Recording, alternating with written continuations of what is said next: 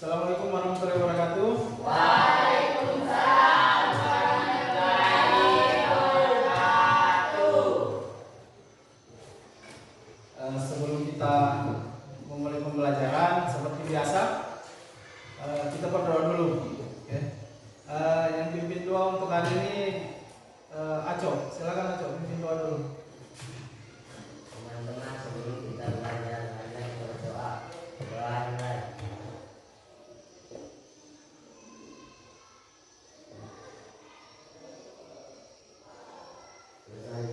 Sebelum masuk ke pembelajaran seperti biasa, Bapak akan mengabsen kembali mengecek kehadiran kalian. Jadi tolong didengarkan namanya ya. Adam, Isrul, Anasari, Arjun, Alif, Asma, Badra,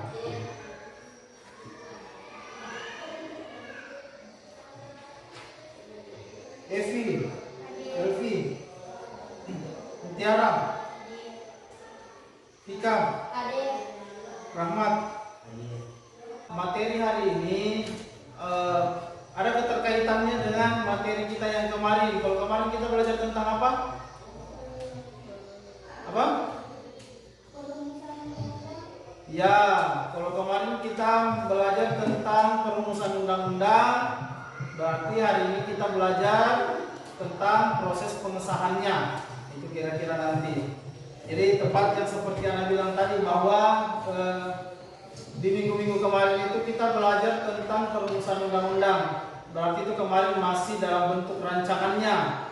Jadi ada beberapa yang sudah kita pelajari kemarin kan, seperti bagaimana dalam sidang BPUPKI sama PPKI itu merancang undang-undang. Selanjutnya, seperti biasa Bapak selalu menyampaikan bahwa kriteria ketuntasan untuk mata pelajaran PKN itu 75. Ini ada namanya kompetensi dasar. Apa kompetensi dasar? Kompetensi dasar adalah kemampuan dasar yang harus kalian miliki setelah melakukan pembelajaran di bab 3 ini. Yang pertama ada menghargai kesejarahan perumusan dan pengesahan Undang-Undang Dasar 1945 sebagai bentuk sikap beriman. Lanjut. Ini namanya indikator pencapaian kompetensi. Memahami Undang-Undang Negara Republik Indonesia tahun 1945 secara utuh. Kemudian menyajikan laporan hasil telah dibentuk Undang-Undang Negara Republik Indonesia tahun 1945. Oke, sampai sini paham indikator pencapaian kompetensinya? Oke, lanjut. Ini adalah tujuan pembelajaran. Jadi tujuan pembelajaran itu adalah apa yang diharapkan ketika kalian telah mempelajari pengesahan Undang-Undang Dasar 1945. Nah, sekarang masuk materi. Ada yang mengenal foto ini? Foto yang di depan? Ada. Siapa sosok tokoh ini? Ya, kita. Soekarno kemudian diangkat sebagai ketua, selanjutnya dibentuk Panitia Persiapan Kemerdekaan Indonesia. Atau yang biasa disebut apa? PPKI. Ya, PPKI. Oke, sampai sini sudah paham? Atau masih ada ditanyakan? Oke, kita lanjut. Ada yang bisa jelaskan sama Bapak kira-kira gambaran apa ini yang ada di foto? Sidang BPUPKI. Ya, sidang BPUPKI. Jadi di foto ini adalah bagaimana situasi sidang pada saat itu oleh BPUPKI. Nah, dua tugas PPKI. Yang pertama, meresmikan pembukaan dan batang tubuh Undang-Undang 1945. Yang kedua, melanjutkan hasil kerja BPUPKI. Mulai dari Elvi dulu. Elvi, sebut angka 1 dulu. Ya, Ana. Aco, lanjut. Arjun. 1, 2, 3, 1 Tika. Iya. Masa tadi? Kan Bapak bilang boleh hitung dari 1 sampai 3. Oke. Karena kelompoknya sudah terbagi, ayo silakan berdiri. Kelompok 2 di sini, kelompok 3 di tengah-tengah. Silakan. Masalah yang akan diselesaikan. Yang pertama, istilah pertama yaitu ketuhanan, dengan kewajiban menjalankan syariat Islam bagi pemeluk-pemeluknya.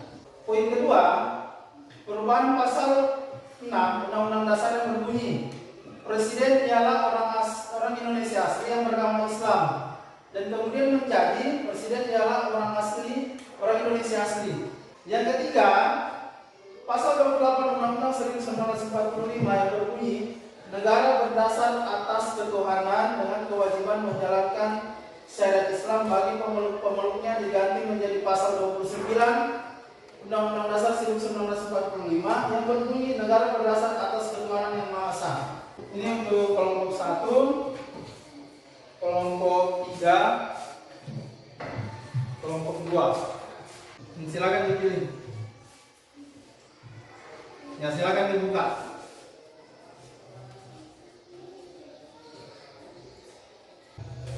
Jadi di dalam kelompok itu dibagi. Jadi satu orang itu menulis, yang sisanya itu cari materinya. Oke? Sudah paham? Jadi satu orang menulis, yang lain cari materi menggunakan HP-nya. Silakan berdiskusi dulu. Kira-kira apa jawabannya?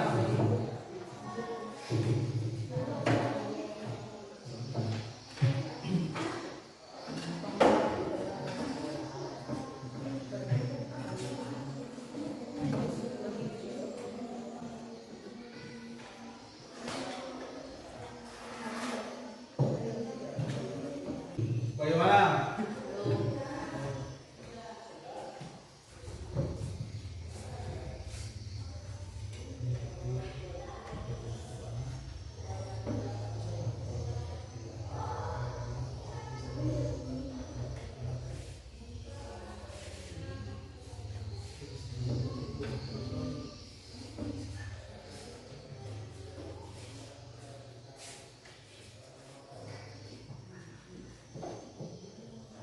Mana?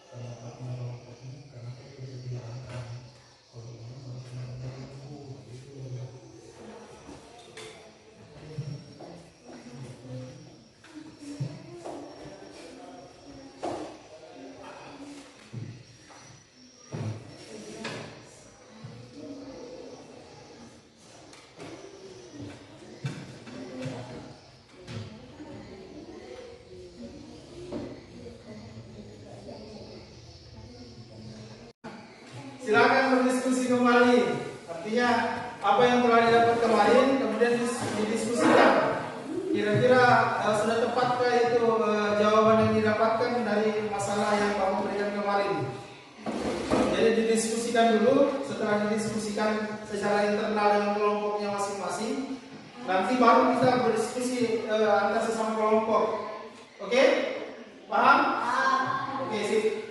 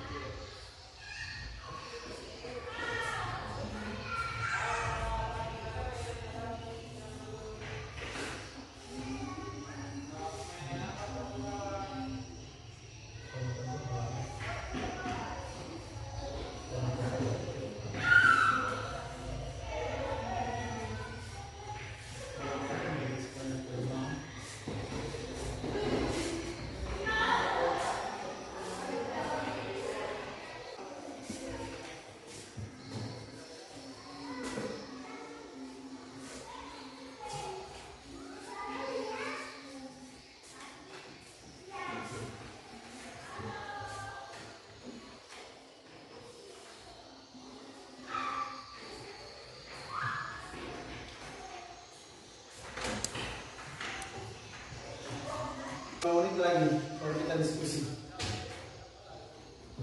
Jadi pastikan itu jawaban itu yang menjadi jawaban mutlak atas jawaban dari masalah yang kemarin kalian pilih, kira-kira ya. Perhatikan. Jadi yang maju duluan itu kelompok 1. Kelompok 1 nanti seperti kemarin. Jadi tata caranya seperti kemarin. Jadi selesaikan dulu kelompok 1 atau kelompok penyaji memberikan materinya. Nanti Bapak kemudian memberikan kesempatan pada setiap kelompok untuk bertanya ketika ada pertanyaan. Oke, sampai sini paham? Oke. Jadi silakan kelompok 1 siapa yang ingin membacakan hasil laporan kelompoknya, Bapak persilakan. Ayo, silakan. Assalamualaikum warahmatullahi wabarakatuh. Waalaikumsalam warahmatullahi wabarakatuh. Yang terhormat Bapak Guru dan yang saya banggakan teman-teman sekalian, terima kasih atas kesempatan yang diberikan kepada kelompok kami. Saya akan mewakili kelompok 1 untuk membacakan hasil laporan kelompok kami tentang pasal 29 ayat 1. Negara berdasarkan asas ketuhanan dengan kewajiban menjalankan syariat Islam bagi penduduknya. Harta melanjutkan bahwa wakil-wakil Katolik dan Protestan menyatakan bahwa jikalau pembukaan itu diteruskan, maka golongan Protestan dan Katolik lebih suka berdiri di luar Republik. Maka dari itu, agar tetap menjaga keutuhan NKRI, maka para tokoh di dalam persidangan bersepakat untuk melakukan perubahan terhadap usulan-usulan dari pihak yang di luar agama Islam untuk mengubah pasal 29 tersebut. Sekian dan terima kasih. Ya, itulah tadi hasil pemaparan dari kelompok 1. Jadi yang mau bertanya kelompok 1 silakan angkat tangannya. Siapa semua? Ya, Arjun dulu, Arjun yang belum angkat tangan. Silakan Arjun. Pertanyaan untuk kelompok 1. Siapa yang mengusulkan penghapusan ibu kalimat tersebut? Dan untuk kelompok 1, apakah akibatnya jika tidak menghapus ibu kalimat tersebut? Selanjutnya Badra. Pertanyaan untuk kelompok 1. Alasan apa yang melatar belakangi penghapusan ibu kalimat tersebut? Oke, penanya selanjutnya Alif. Silakan Alif. Pertanyaan untuk kelompok 1. Apa tujuan dari penghapus tersebut? Oke, silakan. Siapa yang mau menjawab dahulu? Assalamualaikum warahmatullahi wabarakatuh. Waalaikumsalam warahmatullahi wabarakatuh. Saya akan menjawab pertanyaan dari Arjun yang menghapus ujung kalimat tersebut adalah masyarakat yang dibuat anak Islam. Silakan. Tujuh kata dalam siapan terpaksa ditujukan untuk mencegah pemisahan masyarakat Indonesia Timur yang tidak setuju dengan kata-kata tersebut dan kelompok Islam pada saat itu menerimanya sebagai bentuk toleransi yang besar. Menghapus tujuh kalimat tersebut, maka apa yang supaya dibangun dari awal kemerdekaan akan sia-sia karena rakyat Indonesia tidak dapat status di dalam kemerdekaan. Silakan kelompok 3 dibacakan. Assalamualaikum warahmatullahi wabarakatuh. Waalaikumsalam warahmatullahi wabarakatuh. Yang terhormat Bapak Guru dan yang saya banggakan teman-teman sekalian, terima kasih atas kesempatan yang diberikan kepada kelompok kami. Saya akan mewakili kelompok 3 untuk membacakan hasil laporan kelompok kami tentang penghapusan 7 kata dalam piagam Jakarta. Penghapusan 7 kata dalam piagam Jakarta dengan kewajiban menjalankan syariat Islam bagi penduduk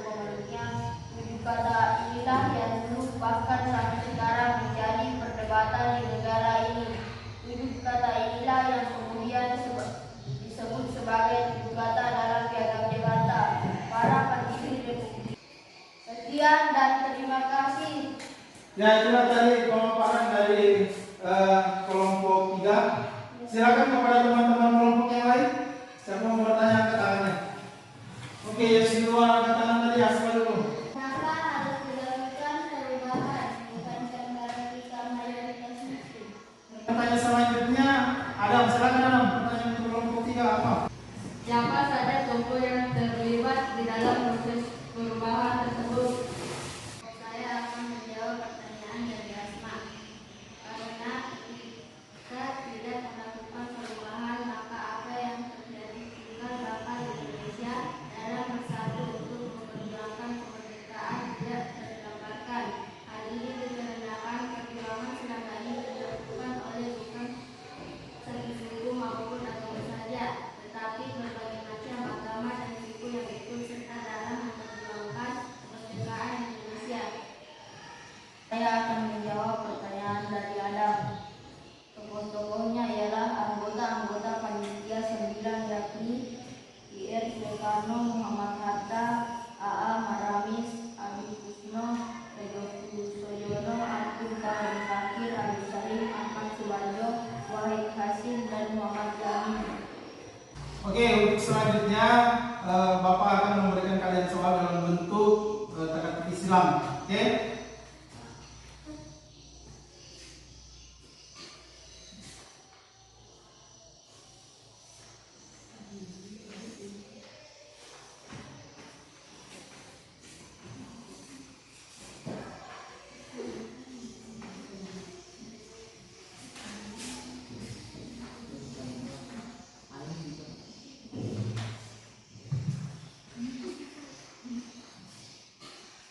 Siapa yang bisa atau yang membantu Bapak menyimpulkan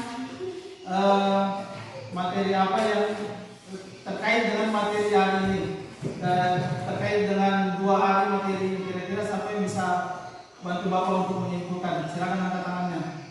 Oke, Ana dulu. Silakan Ana, apa yang bisa disimpulkan dari pembelajaran hari ini? Saya menunjukkan bahwa proses pengesahan Undang-Undang Dasar 1945 memiliki hambatan dan tekanan dari bangsa sendiri, namun bisa teratasi dengan baik. Nah, kalau Vika bagaimana Vika? Apa kesimpulannya? Ya silakan Vika. Saya menunjukkan kasus sidang PPKI masih ada yang diubah dan perubahan yang dilakukan merupakan bentuk untuk menjaga persatuan dan kesatuan bangsa. Oke, terima kasih Vika. Jadi semua pendapat dari teman tadi itu Vika dengan Ana benar bahwa memang makanya di dalam proses perumusan Undang-Undang Dasar Negara Republik Indonesia itu kemudian dirubahlah itu, dihilangkan 7 kalimat tadi seperti yang telah kalian bahas dalam setiap kelompok. Kalau di kelompok 3 dia bahas tentang 7 kalimat yang dihilangkan di dalam Piagam Jakarta. Kalau yang di kelompok 2 membahas tentang pasal 6 tentang perubahan presiden yang awalnya penyebutannya adalah presiden harus beragama Islam dan berubah menjadi presiden adalah orang asli Indonesia. Dan juga di dalam kelompok lain juga membahas tentang pasal 28 yang kemudian berubah menjadi pasal 29 ayat 1. Itu kira-kira. Sampai sini ada pertanyaan?